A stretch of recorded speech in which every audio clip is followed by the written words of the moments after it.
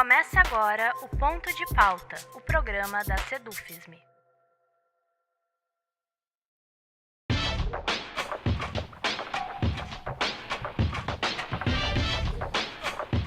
Olá, eu sou o Rafael Balbueno e o nosso ponto de pauta de hoje é a UFSM, seus últimos 4 anos e uma breve perspectiva do futuro. E para falar sobre esse tema, o nosso convidado de hoje é o professor Paulo Afonso Burman, reitor da UFSM e reeleito para o mandato que se inicia agora em 2018. Essa edição do Ponto de Pauta é um oferecimento do Atacadão Total, loja de materiais de construção e equipamentos que fica na Avenida João Luiz Pozobon, número 849, quilômetro 3, aqui em Santa Maria. No Atacadão basta apresentar o cartão da Sedufisme e filiados e filiadas recebem descontos especiais. Caso você ainda não tenha o cartão, é só acessar o site da Sedufisme e solicitar o seu. O endereço do site é sedufisme.org.br. Professor Burman, seja bem-vindo e obrigado pela sua atenção e disponibilidade em falar conosco. Boa tarde, Rafael. Uma satisfação poder conversar com a nossa comunidade. Professor, para começar a nossa conversa, fazendo um breve balanço do seu primeiro mandato, o que o senhor apontaria como a marca da gestão? O que fica como legado desses primeiros 4 anos? Na verdade, essa foi uma gestão que se pautou pelo diálogo e pelo compartilhamento de todas as importantes decisões que precisamos tomar ao longo desses últimos 3 anos e meio. Mas nós tivemos alguns encaminhamentos bastante positivos aí no que toca ao processo de ingresso na universidade, que demonstrou, de fato, uma capacidade de preenchimento das vagas em níveis históricos, né, altamente positivos. O caráter que se temia em relação à regionalização, a perda do caráter regional da universidade foi fortalecido, ao contrário do que poderia se pensar. Mais do que isso, passamos por um período de intensos cortes, a partir dos decretos governamentais em relação ao orçamento da universidade. E a universidade, nesse período, deu continuidade a projetos anteriores, apresentou novas propostas, novos projetos, particularmente no que toca à infraestrutura física, né, que foi importantíssimo, né? A universidade se expandiu, ela dobrou de tamanho nesse período, nos últimos 10 anos, e precisa e continua necessitando de uma estrutura física que dê suporte a isso. Em que pese todas as restrições orçamentárias, nós continuamos crescendo em termos de espaço físico e suprindo os equipamentos necessários para salas de aulas e laboratórios.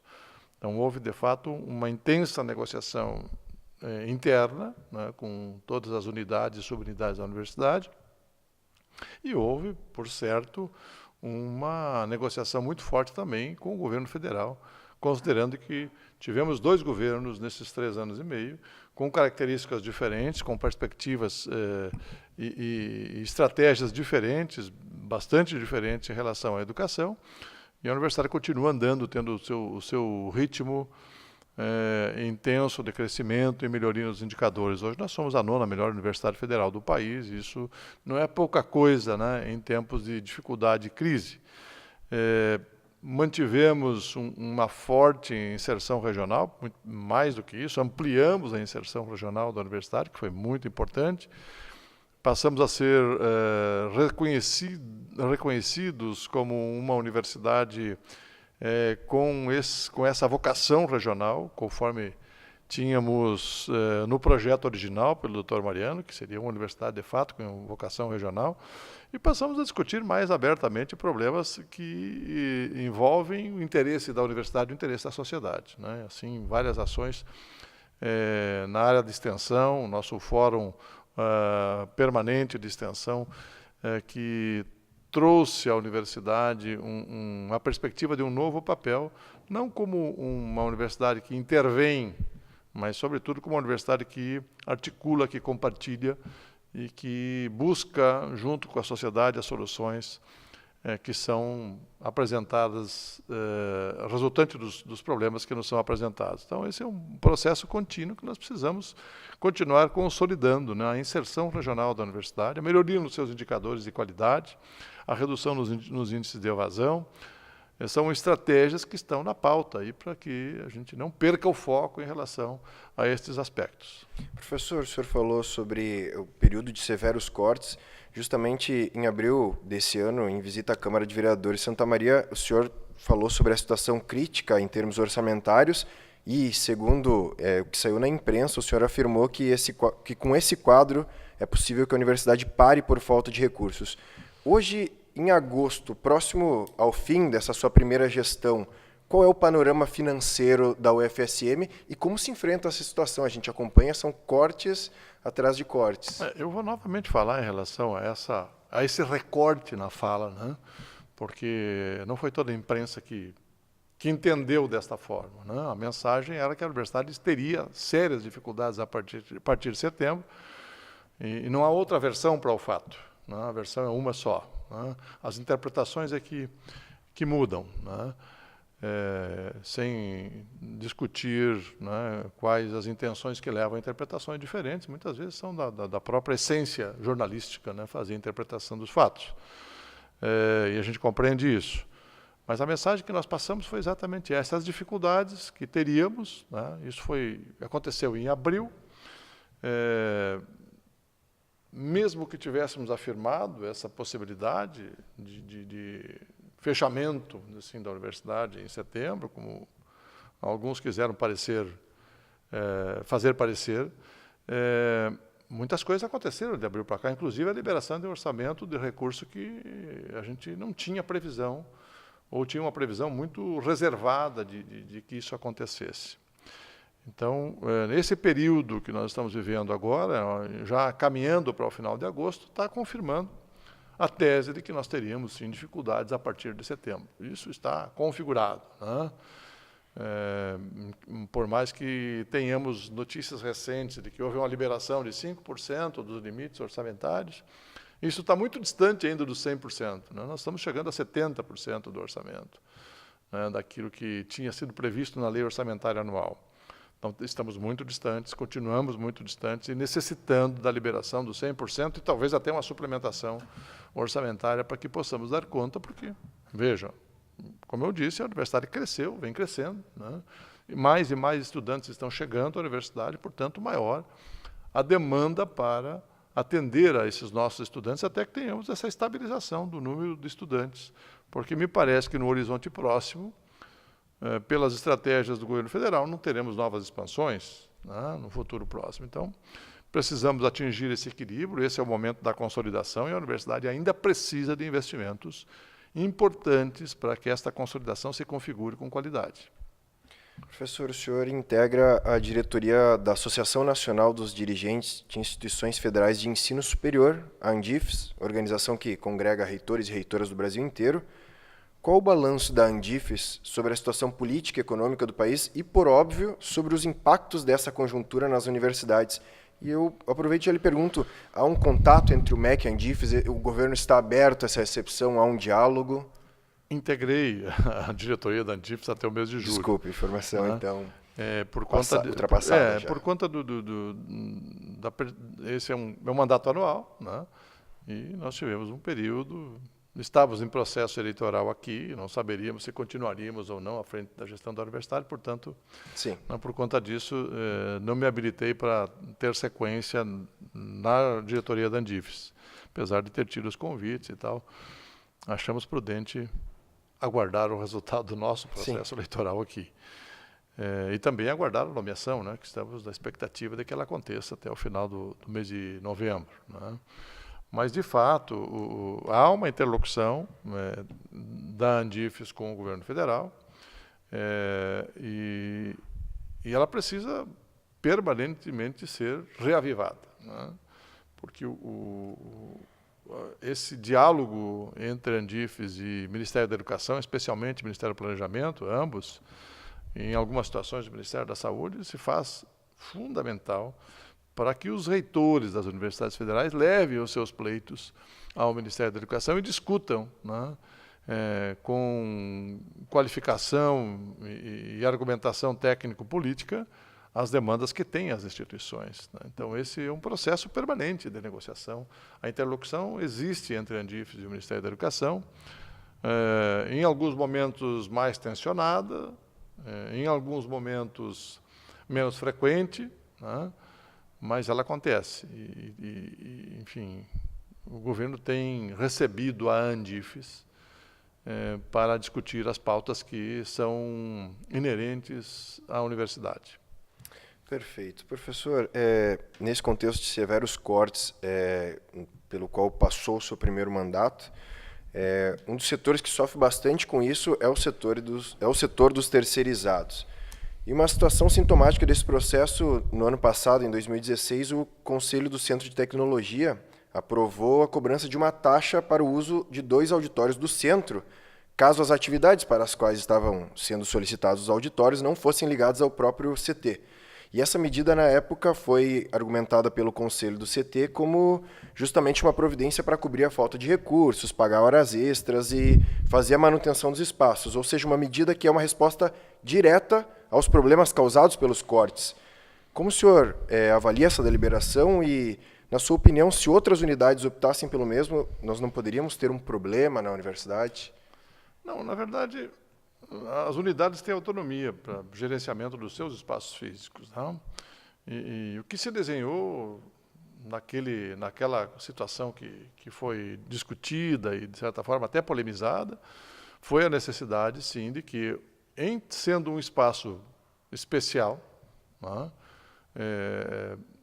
Houve uma grande demanda. E, naturalmente, houve uma grande demanda sobre o espaço. Finais de semana, à noite, horários completamente diversos de horário de funcionamento da universidade. Né? Portanto, a necessidade de nós termos um conjunto de servidores para além do quadro da universidade para atender a essas demandas, limpeza, vigilância, controle de acesso e tudo mais. Então, obviamente, nós precisamos de um recurso extra para dar conta disso, considerando esse momento de contingenciamento de despesas que vive a universidade. E o que aconteceu também é que, dentro da instituição, há um repasse entre as unidades da universidade de recursos de uma unidade para outra. Então, não há nenhum problema nisso. Né? Isso, se nós formos demandar o serviço de um laboratório X, né, o que acontece? Acontece repasse de recursos. A gráfica da universidade, por exemplo, a imprensa universitária. Quando a unidade demanda um serviço da imprensa, a unidade repassa o recurso para a imprensa suprir essas demandas. Então, acho que há um mito em torno dessa situação, né, e que foi polemizada ao ponto de nós termos uma limitação de utilização daquele espaço. Né? Porque o que acontece? Quando você não tem condições de manter um espaço aberto, né, o que acontece? Esse espaço não é ofertado. Olha, não tem disponibilidade, porque nós não temos gente para atender. Então, isso acontece com todos os espaços da universidade, não há nenhuma situação especial envolvendo aquele auditório. Assim vai acontecer o centro de convenções. É preciso gerar algum recurso para a sua manutenção. É preciso que se tenha algum recurso para a sua manutenção. O centro de convenções, o centro de eventos, né? Há eventos que são gratuitamente ofertados, o espaço de forma gratuita, há outros em que vai ter que haver ressarcimento para a universidade. Esta é a realidade. Então, não há novidade nenhuma nisso. Né? E não se trata de, como alguns gostam de falar, de privatização daquele espaço, de forma alguma. Né? O que há é uma realidade que precisa ser atendida em função das despesas que são geradas para o funcionamento daquele espaço propriamente dito. Perfeito. Professor, um dos temas-chave nas eleições para a reitoria em 2013, a abertura do processo de Estatuinte foi muito comemorada pela comunidade universitária, mas o desenrolar do processo tem sido bastante moroso. Por quais motivos o senhor acha que a Estatuinte não andou como se esperava e o que o senhor acha que pode ser feito de diferente nesse próximo mandato que se inicia para que a Estatuinte, de fato, deslanche? Nós estamos buscando entender por que o espaço da Estatuinte serviu menos ao interesse institucional e mais aos interesses de grupos ou de pessoas, né? Como o palanque, né? Que, enfim, gerou desdobramentos, inclusive de resfriamento do ânimo para conduzir a discussão sobre um processo que é de alta importância para a universidade. Afinal de contas, é o estatuto da universidade que desenha o futuro da instituição. Lamentavelmente, a nossa democracia ainda é uma democracia que precisa amadurecer bastante, né? Para a gente compreender, antes de qualquer coisa, quais são os interesses que devem estar à frente de todos esses processos democráticos. Apenas os interesses institucionais. Não os interesses de grupos, os interesses de projeção pessoal. Como todo mundo sabe, aconteceu, né? Nós esperamos que, nesta retomada do processo estatuinte, tenhamos um olhar de reflexão de todos os congressistas, né? No sentido de revisar o seu papel diante desse importantíssimo desafio. O desafio que nós tínhamos colocado em pauta era deflagrar o processo estatuinte. Foi deflagrado, construído o Congresso, né? Avançamos a uma etapa extraordinariamente favorável para a universidade. Durante esse período de discussões, nós não avançamos em termos de discussão do Estatuto, nós estamos discutindo até o momento método. Vejam, método. Quem tem mais espaço, quem tem menos espaço, como se decide, como não se decide, qual as estratégias que vão ser usadas. Quer dizer, nós estamos há mais de um ano já discutindo isso. Não é hora de todos os nossos colegas, servidoras, estudantes e a comunidade refletir um pouco sobre qual a razão de nós termos um congresso estatuinte construído na universidade. Qual é o foco, qual é o ponto que precisa ser atacado, né? E de que forma isto vai ser atacado, né? Sem que os interesses particulares e pessoais se sobreponham aos interesses da instituição.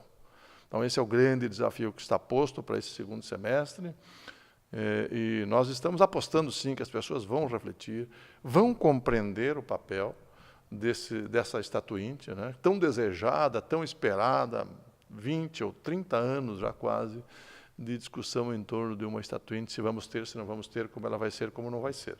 Ela está aí, né? A oportunidade para que todos nós participemos, coloquemos a nossa percepção de universidade num documento que vai constituir o Estatuto da Universidade, passado pelos conselhos superiores e aprovado pelo Ministério da Educação. Então, o desafio que está posto é esse, de fato. Mas vamos imaginar um cenário diferente.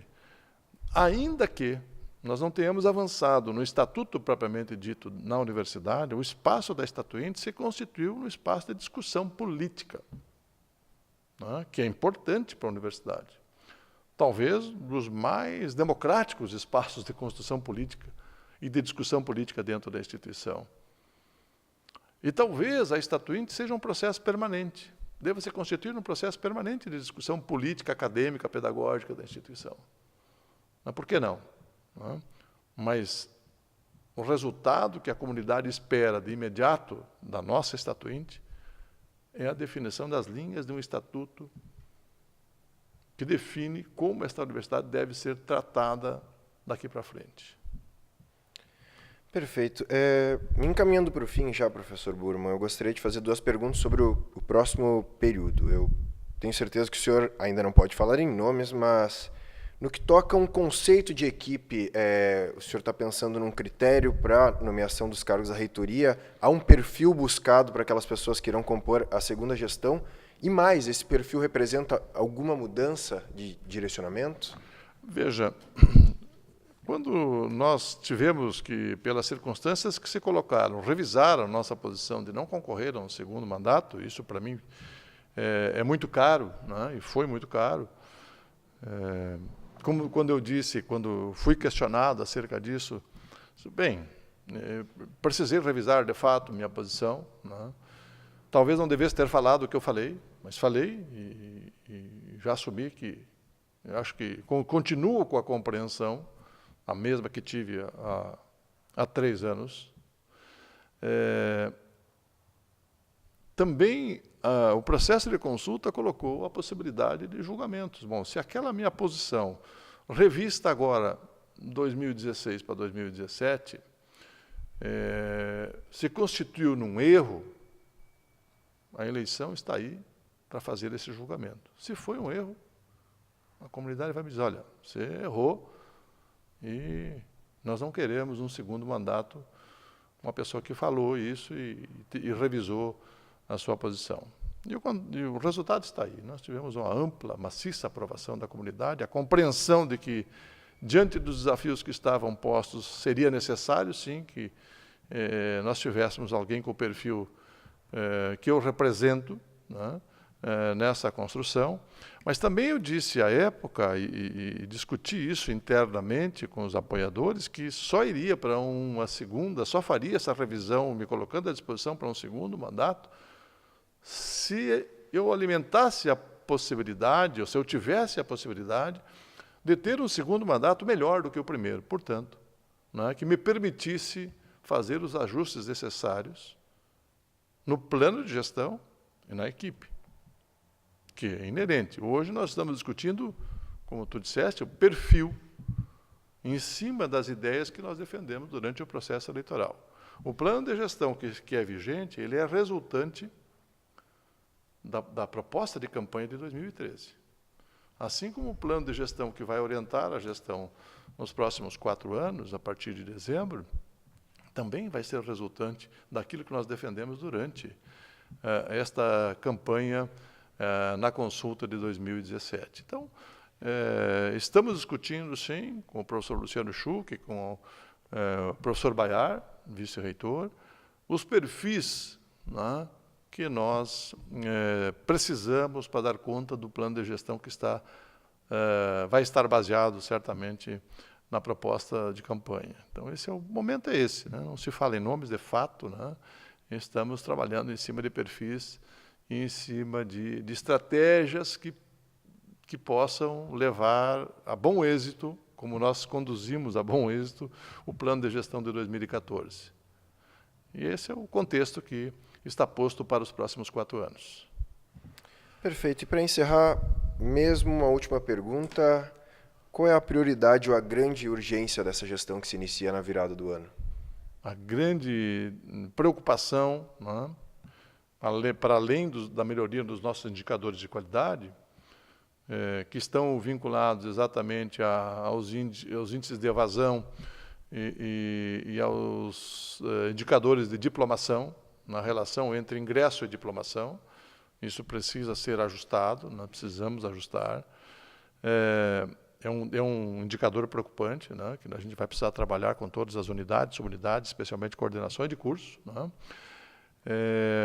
para que a gente possa avançar na construção de uma universidade melhor. Mas nós temos um grande desafio paralelamente a isso, que é a questão orçamentária. Sem dúvida nenhuma, não vai adiantar construir um excelente planejamento se nós não tivermos a previsão orçamentária que dê conta, né, da execução deste planejamento, seja no ensino, na pesquisa ou na extensão, que são os pilares de sustentação da universidade. Precisamos, sim, construir estratégias junto à Andifes, né, no coletivo dos reitores, para que tenhamos a garantia de um orçamento adequado para o funcionamento das instituições, e particularmente da Universidade Federal de Santa Maria. Esse é o grande desafio que está posto, e certamente com o apoio, a participação de toda a nossa comunidade, que está sempre atenta, né, com o seu olhar crítico, construtivo, na direção de fazermos uma gestão que otimize cada vez mais os recursos que nos são disponibilizados.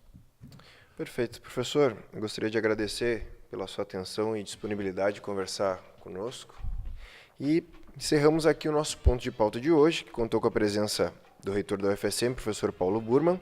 Lembrando que esse programa estará disponível em videocast nas redes sociais da SEDUFSM e no nosso canal do YouTube, e também em podcast para download e audição no nosso site. Obrigado pela audiência e até a próxima.